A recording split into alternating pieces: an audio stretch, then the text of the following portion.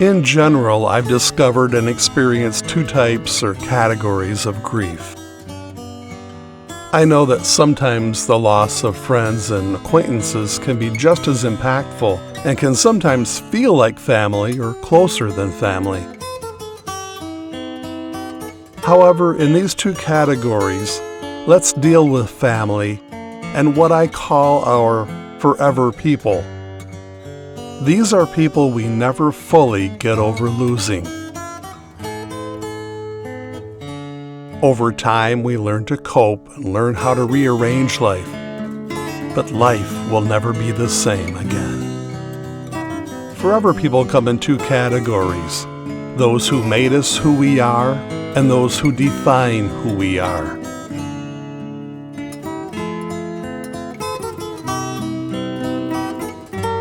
We make our way through the valley, and with God's grace, we learn to cope and somehow rearrange our lives as best we can.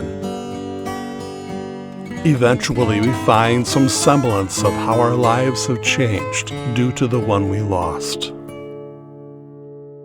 Let's look at the forever category of those who made us who we are. This category is for those we've never known life without: parent or parents, grandparents, aunts, uncles, or possibly older siblings. Generally, these are the individuals who help and guide us in our growing up years and love us unconditionally. They're the ones we become dependent on for everything. They see our strengths, our passions, and they usually are the ones to point in a direction they see us naturally filling, and a place of fulfillment in life. When we lose those who made us who we are, it's terribly hard to know how to navigate grief due to never having known life without them. What do we do? How do we do? We're truly on our own without those special people who've always been there as far back as we can remember. This is true if you've been raised by biological parents or adopted, or if you have good foster parents you've known from as far back as you could recall. One thing that's quite often spoken when you lose someone who made you who you are is, "I feel a part of me died with that person." Well, in the case of a biological parent, this is something not often said, but I believe it to be true, is that not only do you feel like a part of you died with that parent, but these are the ones who literally made you. You are half of your mother and father. Literally half of the one who brought you into existence is now no longer here. No wonder we feel a part of us has died. Oh sure, we are fully alive and living, and an extension of our parents. But there's something deep inside that has to resonate in knowing without the one we lost, we wouldn't be here. That special place they held in our lives while here is now sadly no longer with us. The same analogy can be made for grandparents. We are 1/4 of each grandparent. Is it any wonder we feel such a loss when dealing with the death of those who made us who we are? They made us who we are in guiding, mentoring, molding, shaping, pushing to pursue our God-given abilities, and to use them for God and for the benefit of others. They took us from infancy to adulthood, and for us to make our decisions of what profession, vocation, or life pursuit into the adult phase of life.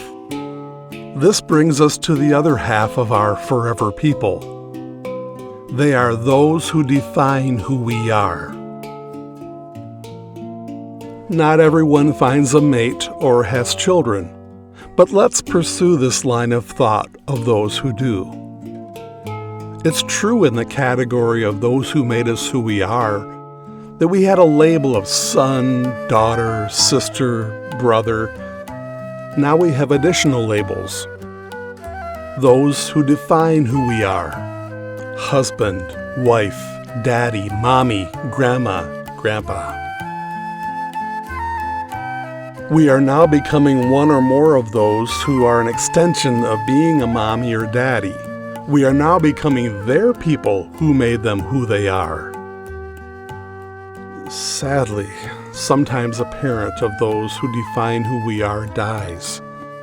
and the surviving spouse must find a way to grieve and work their way through the valley of someone you thought would be here for decades to come, but unfortunately might have died far too early for those who love them.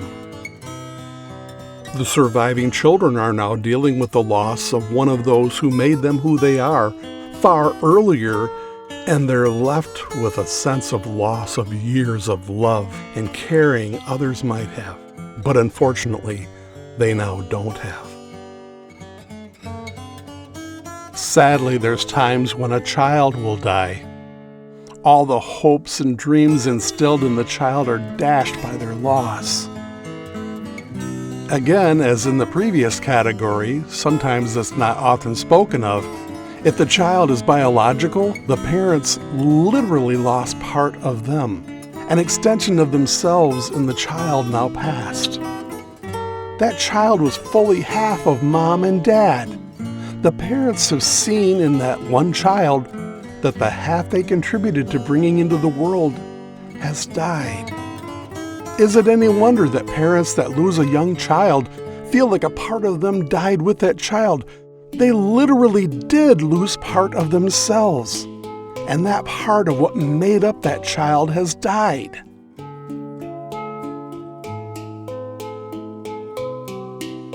Two categories of forever people: those who made us who we are, and those who define who we are. Time doesn't heal, but time gives us time. Time to find our footing and learn to walk again in a way we never thought we'd have to, or what is foreign to us. Grief is a very solitary thing, as each individual we lose means something similar to others around us, but it's very personal and individualistic to each person as far as that special connection shared with the survivor and the one lost. Be good to yourself. As long as the way you grieve is a wholesome way and not a self-destructive way in substance abuse, addictions, or thoughts of hurting yourself, don't question the way you're grieving. Certain thought patterns that come to mind in processing your loss, places you might need to be, whether public or off in solitude and away from others. We each grieve differently and for individualistic lengths of time.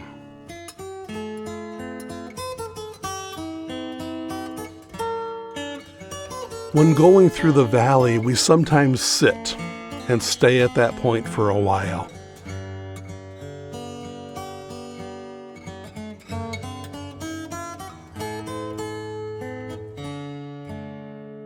Other times we run spiritually, emotionally, and psychologically, and sometimes after having gone through a certain area of grief, we have to retreat a bit and go over certain areas we already walked through to assure ourselves we covered all we feel we need to in regard to processing our loss. Going back isn't a wrong thing or a bad thing.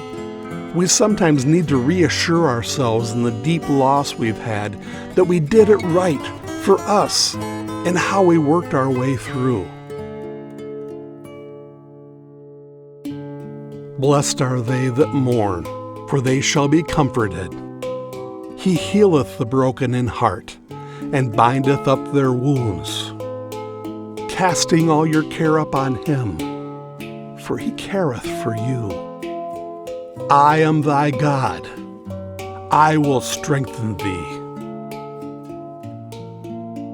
For God so loved the world, that he gave his only begotten Son, that whosoever believeth in him should not perish, but have everlasting life. For God sent not his Son into the world to condemn the world, but that the world through him might be saved. Neither is there salvation in any other, for there is none other name under heaven given among men, whereby we must be saved. In my Father's house are many mansions. If it were not so, I would have told you. I go to prepare a place for you. And if I go and prepare a place for you, I will come again and receive you unto myself, that where I am, there ye may be also. And God will wipe away all tears from their eyes, and there shall be no more death, neither sorrow, nor crying, neither shall there be any more pain, for the former things are passed away.